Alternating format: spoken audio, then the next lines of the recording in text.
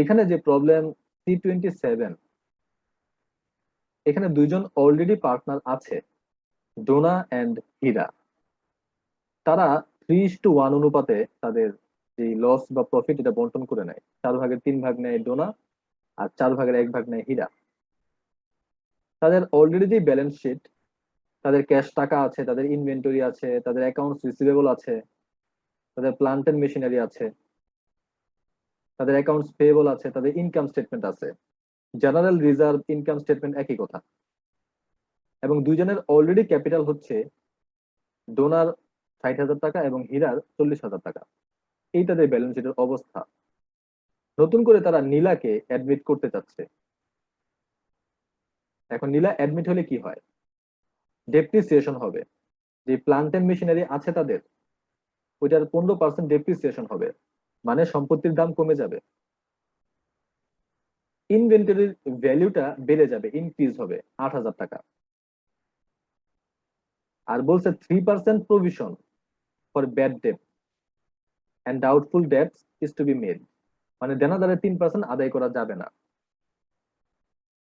আগে দেনাদারের সম্পূর্ণ টাকাই আদায় করা যেত, এখন 3% আদায় করতে পারবে না, মানে দেনাদারের পরিমাণটাও কমে যাচ্ছে। ওকে, তো নীলা উইল ব্রিং 30,000 টাকা অ্যাজ প্রিমিয়াম ফর গুডউইল। নীলা 30,000 টাকা আনবে অ্যাজ প্রিমিয়াম ফর গুডউইল। ব্যাপারটা খেয়াল করেন, কেন আনবে? যাতে সে 3/1 মালিক হইতে পারে কোম্পানির। ও যে টাকাটা আনবে, এই টাকাটা সে এই কারণেই আনবে যাতে সে কি হইতে পারে, 3/1 মালিক হইতে পারে। এখন খেয়াল করে দেখেন,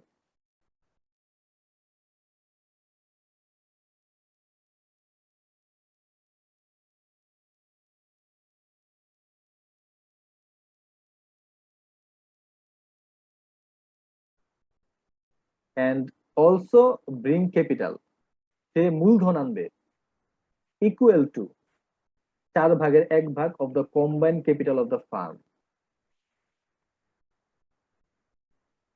সে যে গুডউইল আনছে, কেন আনছে? যাতে সে 3/1 মালিক হইতে পারে।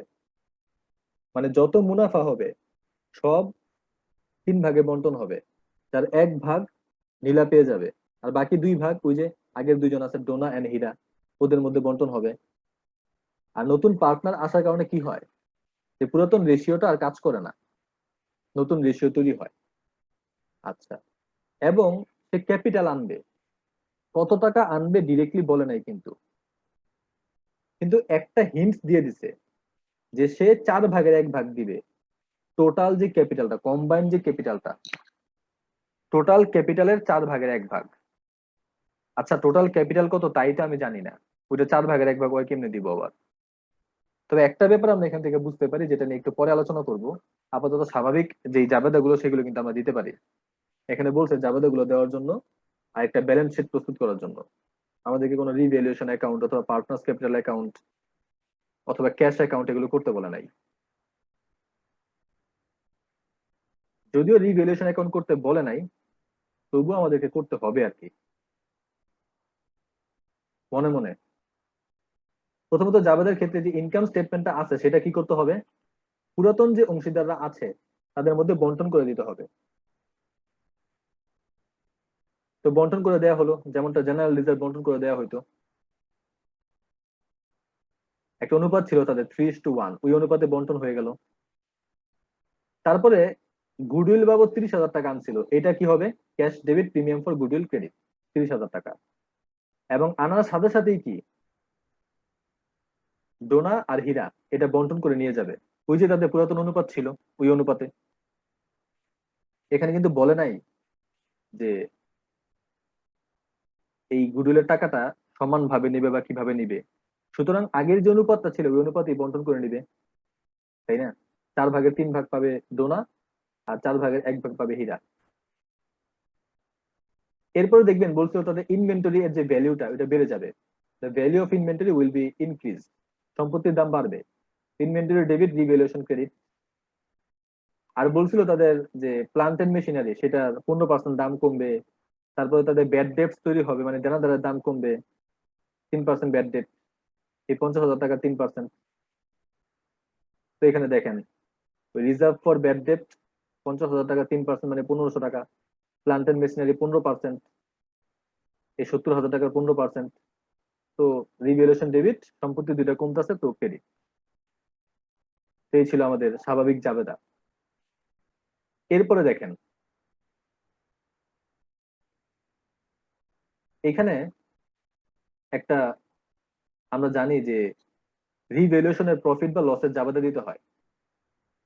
যদিও রিভ্যালুয়েশনটা করতে বলে নাই, আমাদের করতে হবে, মনে মনেও করতে পারি অথবা দেখাইও দিতে পারি, যেমনটা তারা দেখাই দিচ্ছে। তারা এখানে দেখলো তাদের সম্পত্তি বাড়তেছে 8,000 টাকা, কিন্তু তাদের দায় বাড়ছে বা লস হচ্ছে 12,000 টাকার। সম্পত্তির দাম কমছে, আবার কিছু ব্যাড ডেপস হচ্ছে, আলটিমেটলি লস হচ্ছে 12,000 টাকার। আর তাদের সম্পত্তির দাম বাড়তেছে 8,000 টাকা, তো আলটিমেটলি তাদের লস কত? 4,000 টাকা। এই 4,000 টাকা কারা বহন করবে? ডোনা আর হীরা। তাদের একটা রেশিও ছিল 4/3 ভাগ, 4/1 ভাগ। তো তাদের মধ্যে বন্টন করা হইলো এবং এই লসের জন্য একটা জাবেদা দিল। আশা করি জাবেদাটা আপনারা পারবেন। এরপরে ক্যাশ ডেবিট, নীলাস ক্যাপিটাল ক্রেডিট। নীলা কত টাকা ক্যাপিটাল আছে তাই তো জানি না, এই জাবেদা কিভাবে দিব? পরে দিব, জায়গা রাখবো আমরা। এখন ভালো মতো খেয়াল করেন, আমাদেরকে ক্যাপিটাল অ্যাকাউন্ট করতে বলে নাই, এখানে জাস্ট জাবেদা করতে বলছে আর একটা ব্যালেন্স শিট প্রস্তুত করতে বলছে। তবুও আমাদেরকে এই রিভ্যালুয়েশন অ্যাকাউন্টটা করতে হলো লাভ ক্ষতি বের করার জন্য, এবং ক্যাপিটাল অ্যাকাউন্টটাও করতে হবে আমাদের এই নীলার ক্যাপিটালটা এবং বাকি দুইজনের যে নতুন ক্যাপিটাল সেটা বের করার জন্য। প্রথমত দেখেন যে দুইজনের একটা ওল্ড ক্যাপিটাল ছিল। এখানে এবিসি লিখছে, এখানে এবিসি না হয়ে নাম লিখবেন, যে ডোনা, হীরা, নীলা, এভাবে লিখবেন আর কি। ডোনা আর হীরা দুইজনের অলরেডি ক্যাপিটাল ছিল 60,000 আর 40,000। তারপরে এই যে ইনকাম স্টেটমেন্ট, এখানে যত জায়গায় ক্যাপিটাল আছে এই জাবেদাটা, তারপরে এই জাবেদাটা, তারপরে এই যে লসের জাবেদাটা, এগুলো থেকে আমরা দুই পাশে টাকাগুলো আনলাম। রিভ্যালুয়েশন ক্রেডিট ছিল আর ডোনা আর হীরার ক্যাপিটাল ছিল ডেবিট দিকে, সুতরাং টাকাটাও ডেবিট দিকে, নাম হবে রিভ্যালুয়েশন।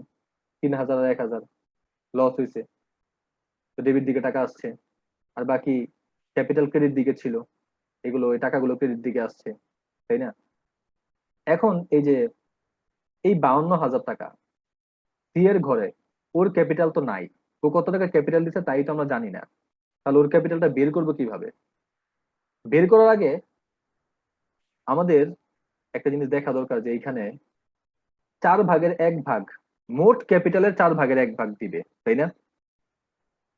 এখন ও যদি 4/1 ভাগ দেয়, বাকি দুইজনে ওরা কতটুকু দিবে? অবভিয়াসলি 4/3 ভাগ। ওরা দিবে 4/3 ভাগ। আচ্ছা ঠিক আছে, তাহলে আমরা যদি বাকি দুজনের ক্যাপিটালটা বের করতে পারি, তাহলে 3 ভাগ তো পেয়ে গেলাম, আরেক ভাগ সহজেই আমরা বের করতে পারবো। আচ্ছা, তো এখানে এ আর বি মানে ডোনা আর হীরা, ওদের তথ্যগুলো তো পাইলাম। ডোনার এদিকে কত আছে? 1,05,000, আর এদিকে কত আছে? 3,000। তাহলে কত টাকা হইলে এই 1,05,000 মিলানো যায়? ওইটাই তো ব্যালেন্স সিডি, তাই না? 1,02,000 টাকা।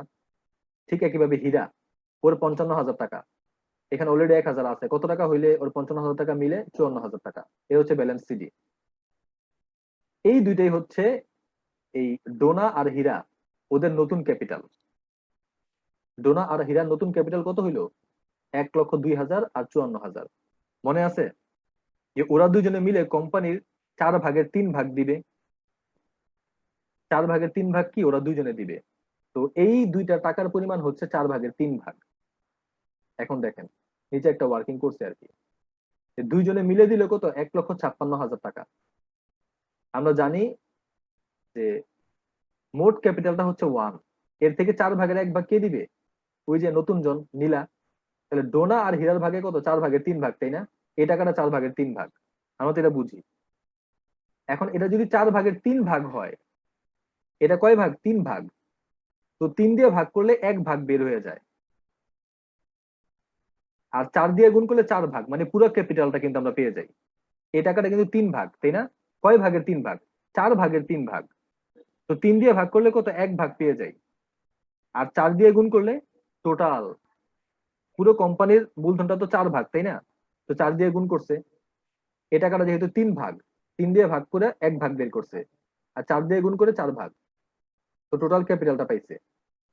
এখন মনে আছে নীলা মোট ক্যাপিটালে 4 ভাগের 1 ভাগ দিবে, তো এই মোট ক্যাপিটালে 4 ভাগের 1 ভাগ 4 দিয়ে ভাগ করছে, 1 দিয়ে গুণ করছে, এই 52,000 টাকা হচ্ছে নীলার ক্যাপিটাল। এই জন্য দেখেন 52,000 টাকা যেহেতু নীলার ক্যাপিটাল বের করতে পারছে, সুতরাং ক্যাশ ডেবিট, নীলাস ক্যাপিটাল ক্রেডিট। এখন কিন্তু আমরা নীলার ক্যাপিটালের ঘরে 52,000 টাকা বসাইতে পারি। আর এইটাই কিন্তু এই পাশে ব্যালেন্স সিডি, কারণ এখানে সি এর ঘরে মানে নীলার ঘরে কোনো টাকা নাই, তো পুরোটাই হচ্ছে ব্যালেন্স সিডি। এই যে নীলার ক্যাপিটালটা বের করতে গিয়ে যত ঝামেলা, নীলার ক্যাপিটাল বের করার জন্য আগে এই পার্টনার্স ক্যাপিটালটা অসম্পূর্ণ রেখে আমাদেরকে একটু মনে মনে এই ওয়ার্কিংটা করতে হবে, অথবা দেখাইও আমরা দিতে পারি। ডোনা আর হীরা দুইজনের ক্যাপিটালটাকে বের করলাম, দুইজনের যে নতুন ক্যাপিটালটা ওইটা বের করলাম, এই যে ব্যালেন্স সিডি। দুইজনের নতুন ক্যাপিটাল কত? 3 ভাগ। কোম্পানির মোট ক্যাপিটাল হচ্ছে 4 ভাগ, 4 ভাগের 3 ভাগ হচ্ছে ওদেরটা। এই টাকাটা যদি 3 ভাগ হয়, তাহলে এটাকে 4 ভাগে রূপান্তর করতে হলে কি করতে হইব? মানে মোট ক্যাপিটাল রূপান্তর করতে হলে কি করতে হইব? এটা 3 দিয়ে ভাগ করতে হইব, আর 4 দিয়ে গুণ করতে হবে, তাহলে মোট ক্যাপিটাল রূপান্তর হইলো। আর মোট ক্যাপিটালে 4 ভাগের 1 ভাগ যেহেতু নীলা দিবে, সুতরাং 4 দিয়ে ভাগ করলেই ওরা 1 ভাগ পেয়ে যায়। আচ্ছা, তো এইভাবেই এখানে নীলার ক্যাপিটালটা বের করতে হবে। এরপরে বাকি যে ব্যালেন্স শিট, এটা তো সবাই আমরা জানি আগে থেকেই। তিনজনের ক্যাপিটাল নতুন করে বের হয়েছে দিলাম, অ্যাকাউন্টস পেয়েবল ছিল কোম্পানির, ক্যাশ টাকা নতুন করে আসছে, দেখবেন যে আগে থেকে ক্যাশ কিছু টাকা ছিল 8,000, নতুন করে আরো ক্যাশ টাকা আসছে 30,000। এরপরে নীলা আরো ক্যাপিটাল দিছে 52,000, সব মিলে টোটাল ক্যাশ। অ্যাকাউন্টস রিসিভেবল 50,000 ছিল, যেখান থেকে ব্যাড ডেট 1500 মাইনাস করে দিব। ইনভেন্টরি, স্টক না লিখে আপনি ইনভেন্টরি লিখবেন, কারণ প্রশ্নের মধ্যে ইনভেন্টরি ছিল, তাই না? ইনভেন্টরি ছিল, ইনভেন্টরি স্টক একই কথা, মজুদ পণ্য। আপনারা ইনভেন্টরি লিখবেন। বৃদ্ধি পেয়েছে 8,000 টাকা। প্লান্ট এন্ড মেশিনারি ডেপ্রিসিয়েশন হয়েছে, ম্যানেজ করে দিব। বাকি সবকিছু আমরা তো পারবো, দুই পাশ মিলে যাবে ইনশাআল্লাহ। তো আশা করি এই অঙ্কটা আপনারা করতে পারবেন।